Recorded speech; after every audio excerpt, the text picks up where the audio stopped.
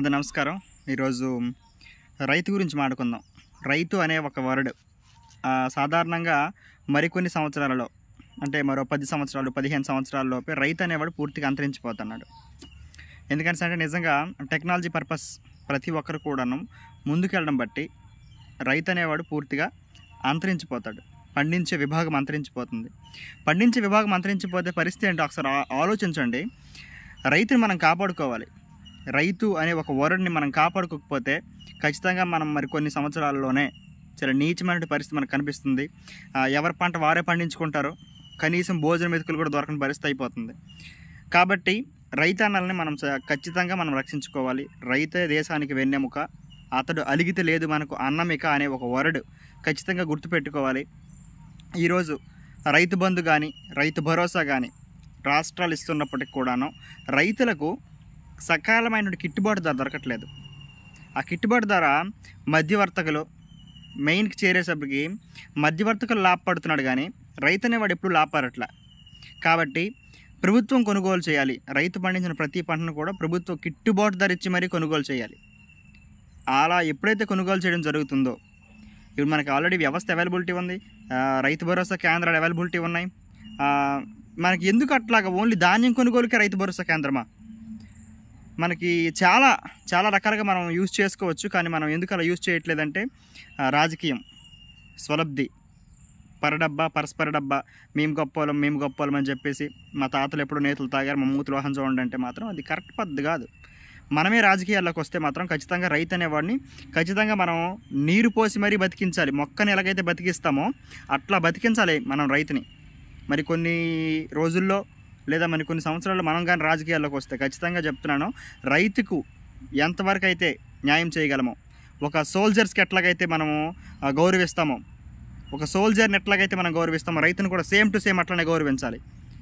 దేశంలో సోల్జర్ ఎంత కష్టపడుతున్నాడో భూమి మీద, అదేవిధంగా ప్రతి ఒక్క అన్నం మెతుకు పండించే ప్రతి ఒక్క రైతు కూడా, ప్రతి ఒక్క విభాగం రైతు కూడా, రైతు అనే పిలువబడే ప్రతి ఒక్కరిని కూడా మనం సారని గౌరవిస్తామో, ఏ రోజైతే గౌరవిస్తామో ఆ రోజే మన వ్యవస్థ బాగుపడుతుందని చెప్పి కూడా తెలియజేసుకుంటున్నాను.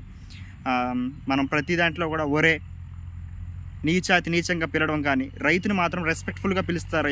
ఎవడైతే రెస్పెక్ట్ఫుల్గా పిలుస్తాడో, ఎవడైతే రెస్పెక్ట్ఫుల్గా మాట్లాడతాడో రైతుతో, అది ఒక గొప్ప స్థాయికి వెళ్తుంది. ఎందుకంటే సాధారణంగా ఒక రైతు అని తెలియగానే మరి పిల్లలు మరి ఇంక లేరాడికి, మరి ఇంకా వ్యవస్థ అనేది జీరో అయిపోతుంది. రైతు అనేవాడు ఎవడు రైతుగా ఉండాలని ఫిక్స్ అవ్వట్లా. ఏదో పని చేసుకుందాం, ఒక 5,000 10,000 వస్తుంది, మనం వెళ్ళిపోదాం. నెక్స్ట్ జనరేషన్ మా జనరేషన్ ఆగిపోయింది. ఇంకా ఇట్లా ఆగిపోవడానికి గల కారణం ఏంటంటే మనమే, రాజకీయ నాయకులే కారణం దానికి.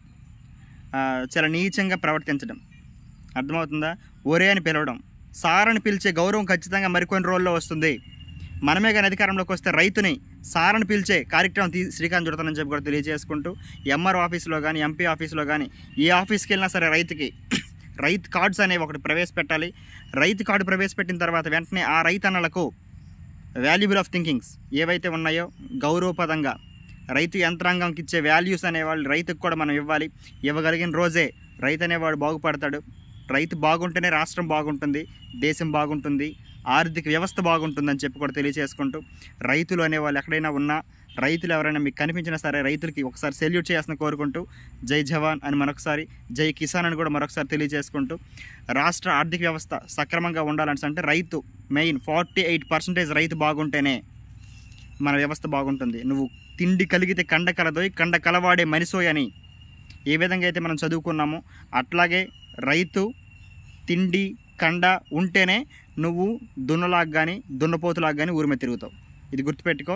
రైతును గౌరవించకపోతే మాత్రం చాలా నీచమైనటువంటి పరిస్థితి వస్తుందని చెప్పి తెలియజేసుకుంటూ, ప్రతి ఒక్క రాష్ట్రంలో ఉన్నటువంటి నాయకులందరూ కూడా రైతుకి ఇవ్వాల్సినటువంటి సక్రమైనటువంటి నిధులను సక్రమంగా, ఎటువంటి దుర్పాలు చేయకుండా, ఎటువంటి నీచమైన కార్యక్రమాలు శ్రీకాంత్ చుట్టకుండా, అతని సొమ్ము లాక్కోకుండా అతనికి ఇవ్వాల్సిన కోరుకుంటూ రైతును మనం కాపాడుకుందాం. జై జవాన్, జై కిసాన్.